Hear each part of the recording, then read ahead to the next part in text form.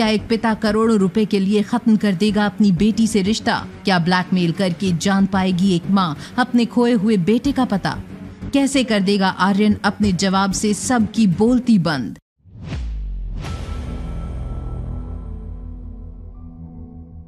I am not a girl. जैसे ही आर्यन ने ये कहा, हॉल में खड़े सारे लोग आर्यन को हैरानी से देखने लगे। हाथों में मिट्टी और मिट्टी में नहाई हुई टी शर्ट पहने हुए आर्यन फिलहाल किसी एंगल से लड़की नहीं लग रहा था। आर्यन समझ चुका था कि अब अगर उसने अपने गुस्से पर काबू नहीं किया तो उसकी पोल सबके सामने खुल सकती थी। मेरा मतलब है I am not a dirty girl. वो मार्शल आर्ट्स की ट्रेनिंग करते वक्त थोड़ी मिट्टी लग गई थी। Martial art? This is so down market.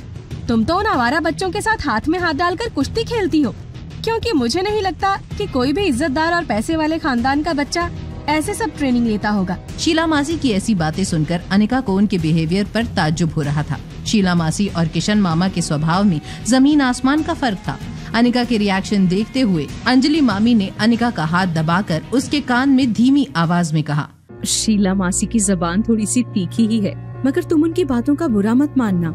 ये कुश्ती के अलावा और क्या करती हो तुम? I mean, कौन से क्लास स्टैंडर्ड में हो अभी? लो भाई, बच्ची को तो ये भी नहीं पता कि वो किस स्टैंडर्ड में पढ़ रही है। मान गया अनिका तुम्हें। क्या परवरिश दे रही हो तुम अपनी बच्ची को? आर्यन इन सब सवालों का जवाब देने में थोड़ा कमजोर था। आर्यन को इस तरह सोचते हुए देखकर शीला मासी अनिका को गौर से देखने लगी। थोड़ी देर उसे देखने के बाद शीला मासी ने बड़े दयालु अंदाज से अनिका और रिया पर रहम करते हुए कहा, मैंने सुना है कि तुम शादी से पहले ही प्रेग्नेंट हो गई थी। मैं तुम्हारे लिए कोई अच्छा सा लड़का ढूंढकर तुम्हारी शादी करवा दूंगी। रही बात तुम्हारी बेटी की, इसके पास अभी भी एजुकेशन और अच्छी परवरिश से अपनी जिंदगी सुधारने का मौका है। मासी, इसकी एजुकेशन की चिंता आपको करने की जरूरत नहीं है। उसका ख्याल रखने के लिए मैं जिंदा हूँ। जिसने खुद कभी कॉलेज की शक्ल नहीं देखी, क्या वो अपनी बच्ची के एजुकेशन का ध्यान रख सकती है? तुम्हारे अच्छे के लिए ही कह रही थी मैं, ताकि इस बच्ची का भविष्य भी तुम्हारी और तुम्हारी माँ की तरह बर्बाद न हो जाए। फिर एक दिन ये भी तुम्हारी तरह बिना शादी के प्रेग्नेंट होकर लौटेगी तब। चुप हो जाओ शीला, बहुत बोल चुकी तुम। हर चीज की कोई लिमिट होती है। आज तुमने सारी हदें पार कर दी है। शीला मासी ने अंजलि मामी की बात बिल्कुल अनसुनी कर दी। शीला मासी की बेटी भी लगभग रिया और आर्यन की उम्र की ही थी। वो जब से घर में आई थी, बड़ी शांति से अपनी नानी माँ की व्हीलचेयर के पास बैठी थी। करिश्मा बेटा, will you tell me who invented the aeroplane?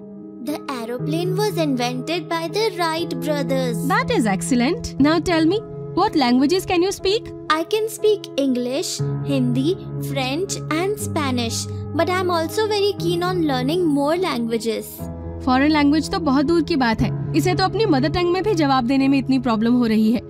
जैसे ही शीला मासी ने रिया के लिए ऐसा टॉन्ट मारा, आर्यन ने फॉरेन लैंग्वेज में कुछ कहना शुरू कर दिया। जब 1 मिनट तक आर्यन बोलता रहा, तब शीला मासी, अंजलि मामी और व्हीलचेयर पर बैठी नानी, सभी लोग हैरान हो गए। ये कौन सी लैंग्वेज बोल रही हो तुम रिया?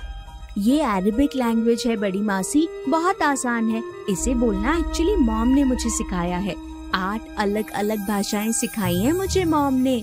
आर्यन का ये जवाब सुनते ही करिश्मा जोर जोर से रोने लगी। शीला मासी को विश्वास नहीं हो रहा था कि अभी अभी वो जिस बच्ची को बेवकूफ समझ रही थी, उस बच्चे ने पिछले 2 मिनट में ऐसी बातें कही थी जो 6 साल के बच्चे के लिए बोलना इम्पॉसिबल था।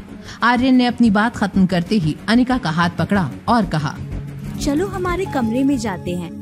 मम्मा is proud of you. Anika ये देखकर हैरान हो गई थी कि रिया इतनी अच्छी अरेबिक भी जानती थी। मुस्कुराती हुई अनिका ने आर्यन से पूछा, रिया तुमने इतनी अच्छी अरेबिक कहाँ से सीखी? आर्यन अनिका के इस सवाल का क्या जवाब दे, तभी अनिका के पर्स में उसका फोन बजने लगा। जैसे ही अनिका ने फोन उठाया, वाह अनिका, अब तुम इतनी गिर गई हो कि कंपनी के सारे फंड्स तुम्हें अपने अकाउंट में ट्रांसफर करवाना शुरू कर दिए। देखो, शराफत से वो पैसे मुझे लौटा दो, मुझे उन पैसों की सख्त जरूरत है। देखिए पापा, हम सबकी मजबूरियाँ हैं, हम सबकी अपनी जरूरतें भी है, लेकिन हमारी जरूरतों को पूरा करने के लिए मेहनत भी हम ही को करनी पड़ेगी, है ना? समझ गया मैं। चलो ठीक है, अगर तुम मुझे मल्होत्रा से कहकर 2 करोड़ रुपए दिलवा देती हो तो आज के बाद मैं तुम्हें कभी कांटेक्ट भी नहीं करूंगा। ये मेरा वादा है तुमसे। क्या कहती हो? ठीक है, मैं आपको अभी पैसे ट्रांसफर करने को तैयार हूँ। बदले में आप मुझे मेरे बेटे का पता बताएंगे। क्या आपको ये मंजूर है? क्या ब्लैकमेल होकर गौतम गुलेरिया दे देगा अनिका को उसके बेटे की इन्फॉर्मेशन? क्या होगी शीला मासी की अगली चाल? कैसे करेगी वो अनिका को मल्होत्रा परिवार से बेदखल? क्या आर्यन की चालाकी डाल देगी रिया को किसी बड़ी मुसीबत में? जानने के लिए देखिए अगला एपिसोड सिर्फ पॉकेट FM के YouTube चैनल पर। और एक लड़की को देखा तो के सारे एपिसोड्स को सुनने के लिए डिस्क्रिप्शन में दी हुई लिंक से डाउनलोड कीजिए पॉकेट FM ऐप।